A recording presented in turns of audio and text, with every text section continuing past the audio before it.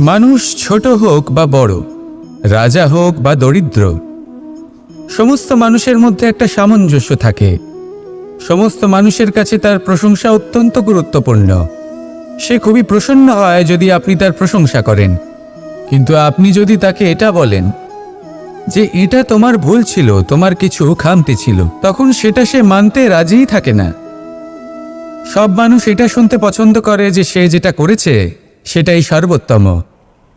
এবার আমি আপনাকে একটা কথা বলি, এই হলো নিন্দা, এই হলো প্রশংসা, আর এই হলো সত্য, যা সবার থেকে উচ্চস্থানীয়। সেই জন্য মানুষ আয়না দেখে।